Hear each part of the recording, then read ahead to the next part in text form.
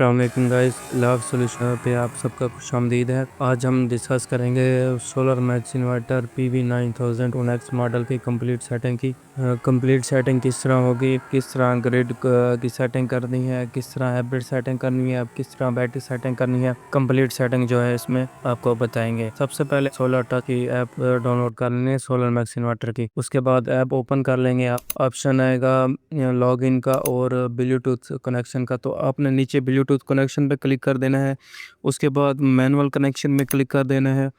Manual connection के बाद inverter का सीरियल नंबर शो हो जाएगा। जिसके करीब आप ठहरे होंगे उस पर क्लिक करेंगे तो आपके पास ऐप ओपन हो जाएगी। उसमें होम ओपन हो जाएगा, होम लॉक, जिसमें हम कंप्लीट उसमें डिटेल हमें बताएगा कि कितनी जनरेशन हो रही है, कितनी हम वापटा से बिजली दे रहे हैं या लोड हमारा कितना चल रहा है। कंप्लीट डिटेल हम उसके अंदर देख सकते हैं। बैटरी परसेंटेज हर चीज़ शो हो जाएगी आपके पास। उसके बाद जो हमारे पास क्विक सेटअप होते हैं, 5 स्टेप होते हैं हमारे पास जो हम करने होते हैं। ये फ़िलहाल आप ओवरव्यू देख लें इसका मज़ीद, क्योंकि इसकी ज़रूरत नहीं है, क्योंकि आपको मैं आज कंप्लीट सेटिंग बता रहा हूँ। तो वो इन कंप्लीट सेटिंग में ये सारी चीज़ें होती हैं, तो वो सारी चीज़ें कंप्लीट सेटिंग में ही आपकी हो जाएंगी। तो ये फिर 5 स्टेप होते हैं। इसमें मतलब क्विक आप सेटिंग करना चाहें तो इसमें हो सकती है। उसके लिए हमने एक अलग वीडियो बनाई हुई है, ये हमारे चैनल से मिल जाएगी। अब हमारे पास कंसोल बटन पे आप क्लिक करेंगे तो सारी सेटिंग ओपन हो जाएगी। उसमें आपने हाइब्रिड सेटिंग ओपन कर लेनी है।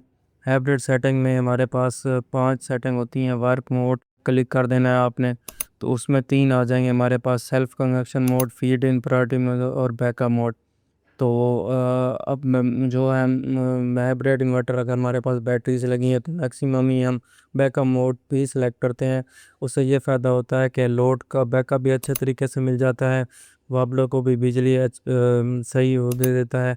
मतलब कि फास्ट प्रायोरिटी पे वो लोड चलाएगा, जो बचेगी तो वो वापडा को बिजली देगा। उसके बाद बैटरी सेटअप पे आ जाना है। बैटरी सेटिंग ओपन कर लेनी है। उसमें सब फर्स्ट ऑफ ऑल जो है ना, कौन सी बैटरी टाइप सेलेक्ट कर लेनी है। लेड एसिड है, लिथियम आयन है। वो बैटरी के सेकंड पे बैटरी के एम्पेयर सेलेक्ट कर लेने हैं कि कितने एम्पेयर हैं बैटरी के। उसके बाद आपने जो सेटिंग है वो ग्रिड चार्जिंग अलाउ करनी है नहीं करनी, उसको सेलेक्ट कर सकते हैं। कितने वाट आप जो है ग्रिड चार्जिंग दे सकते हैं।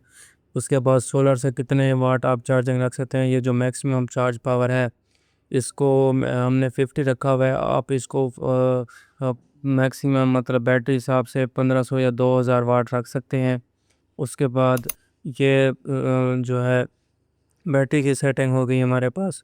उसके बाद आपने बैकअप लोड पर क्लिक कर देना है। बैकअप लोड वो होता है जो हमारा दो लोड होता है जो बैटरी पे हमने शिफ्ट करना होता है। उसमें वोल्ट सेटिंग होती है, अपर लिमिट, डाउन लिमिट। आजकल नेट मीटरिंग के साथ हमारे वोल्ट इंक्रीज़ होते हैं, तो इसको आप लिमिट को थोड़ा सा बढ़ा देना है।